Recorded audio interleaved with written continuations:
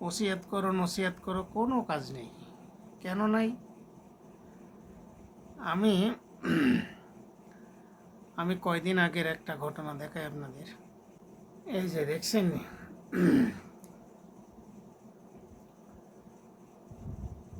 এই যে দেখছেন,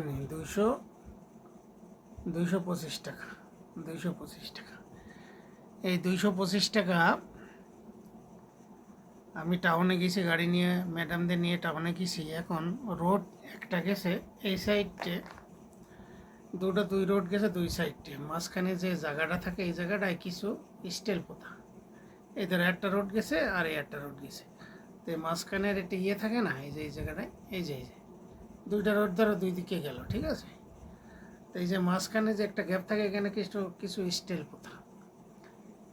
এখন এখান থেকে এমনি কোরাসে সুন্দর করে এখানে একটা দাগ আছে, এই যে এইভাবে, ঠিক এরম আছে, এরম দাগই এসে এরমভাবে মিলে গেছে, এইভাবে মিলে গেছে।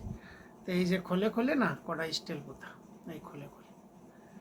এই খোলে স্টিল পোতা। এখন এই যে দাগের এমনি দাগের দুই দিক থেকে গাড়ি চলে যাবে, দুই দিক থেকে গাড়ি চলে গেলে, ধরো দুই দিক থেকে গাড়ি চলে গেল। তা দুই দিক থেকে গাড়ি চলে গেলে ধরো চলে গেল, ঠিক আছে। কিন্তু এই যে এই জায়গা না, এর মাথায় এরকম করে ক্যামেরা লাগানো, ক্যামেরা আছে, ওই স্টিলের ওই দাগ বরাবর ক্যামেরা আছে। শুধু চাকা একটুখানি ওই দাগে উঠলে হয় 300 রিয়াল জরিমানা। চাকা খালি ওই যে দাগের একটুখানি ভেতরে ঢুকলে হয়, দাগে উঠলে হয় 300 রিয়াল জরিমানা। তা 300 রিয়াল জরিমানা। তো এখন আমার এই যে 300 টাকা জরিমানা আছে, তোরা আবার ডিসকাউন্ট দেশে যে 25 রিয়াল ডিসকাউন্টে, 25 রিয়াল ডিসকাউন্টে আইসে 225 টাকা। 300 টাকা 25% ডিসকাউন্টে 225 টাকা আইসে। তো এই 225 টাকার এর দিন দিয়ে দিয়েছে কত, 15 দিন, 15 ডেজ। এই যে 30 এ 30 দিনের খোলে, 30 দিনের খোলে যদি তুমি দিতে পারো তাহলে কি 225 টাকা, যদি না দিতে পারো 300 রিয়াল পুরো দেওয়া লাগবে। পরের একটা মাস ফলগুলি 600 রিয়াল। মানে ওদের লগত, সবসময় লগতে। ওরা কি করে, আমার গাড়ি উঠছে সম্ভবত বেলা 4টের দিকে, আসরের পরে। রুমে আইসি রাত 9টার সময়, পিপ করে মেসেজ আইছে 225 রিয়াল। ওরা কেস কাজ কোনো কিছু না, কোনো কেস কাজ না, 225 রিয়াল ডাইরেক্ট টাকা আসে। এবারে নিচে লিখে দেয় ডিটেনশন, যে এই কারণে, এই ভুলের কারণে 225 টাকা জরিমানা। বাস 30 দিনের মধ্যে এটিএম ওদের একটা নাম্বার আছে, ওই নাম্বারে এটিএম কার্ডে ঢুকে দিতে হবে। কোনো পুলিশ স্টেশন কারও কাছে না, এটিএম কার্ডে এই নাম্বারে ঢুকাইনের সাথে সাথে তোমার এই মেসেজ কেটে যাবে, তোমার পেইড টাকা সাথে সাথে কেটে যাবে। বাস ওই টাকা না দেওয়া পর্যন্ত তোমার শেষ নেই। 30 দিনের খোলে কত, 30 দিনের খোলে দিতে পারলে 225, 30 দিন পার হয়ে গেলে গেল 300, ওই 25% ডিসকাউন্ট বাদ।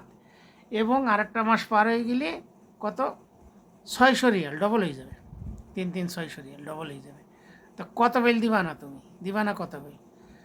একটুখানে গেলে ওখানে চাকা উঠছে, আর তো স্পিরিট আছে, বেল্ট আছে, স্পিরিট ক্যামেরা, উপরে ক্যামেরা আছে, বেল্টের এরকম করে রাখছে উপরে ক্যামেরা, আর রাস্তার কোলে এরকম করে বসে রাখছে স্পিরিট ক্যামেরা।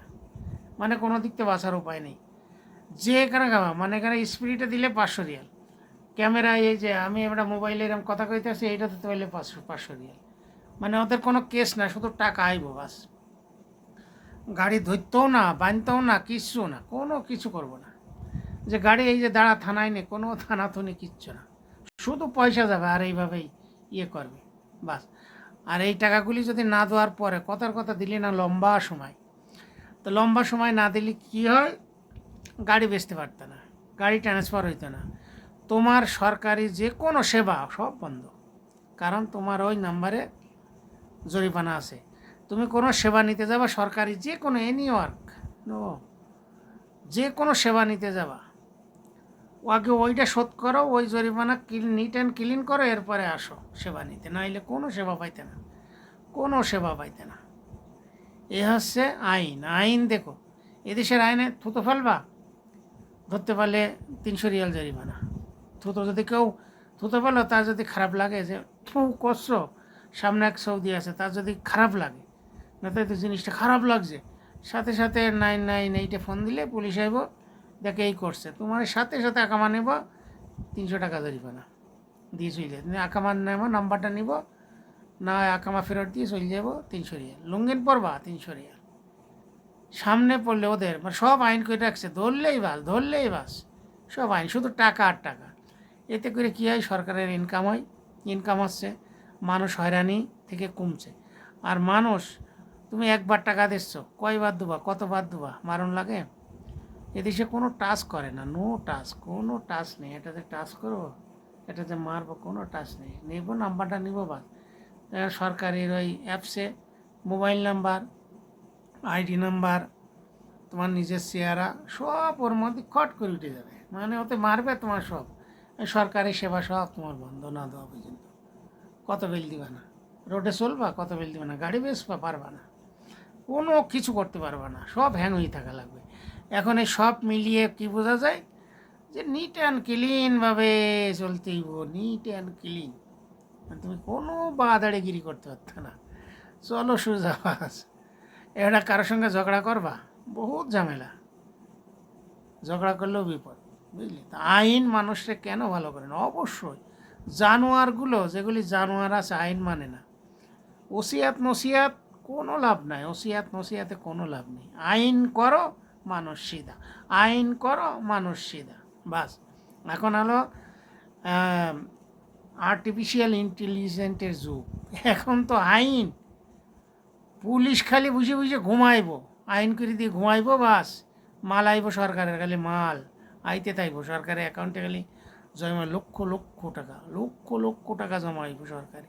এই যে দেশে এতগুলো ক্যামেরা বসায় রাখছে, অটোমেটিক ইনকাম, অটোমেটিক কেস, কোনো থানা পুলিশ কিচ্ছু না, থানায় আসা লাগবে না, থানা কই চেনবেও না কেউ, শুধু টাকা যাবে আর ওই নাম্বারে ডেল, টাকা যাবে ওই নাম্বারে দিলেই সাথে সাথে সব জরিমানা খটখট করে ঢুকাইনের সাথে, টাকা দেওয়ার সাথে সাথে কেটে গেল। থানায় আসা লাগবে না, ব্যাংকে যাওয়া লাগবে না, কিছু না, এটিএম বুথ বা ব্যাংকে বা যে কোনো ওর সরকারি নাম্বারে খালি ঢুকাইলেই সেই যায়। যেরকম বিল নেয় এরকম বিলের সিস্টেম, দুবা মাসে বিলের মানিয়ে। তো এখন আর্টিফিশিয়াল ইন্টেলিজেন্সের যুগে আইন করলে আলহামদুলিল্লাহ। মানুষ কেমনে হয়, শুধু আইন, একটার পর একটা আইন চলবে, আইন আইন করে মানুষগুলো কেমনে মানুষ হবে। ওসিয়াত নসিয়াতে কোনো লাভ নেই, ওসিয়াত নসিয়াতে কোনো লাভ নেই। তো ওকে, আল্লাহ হাফিজ।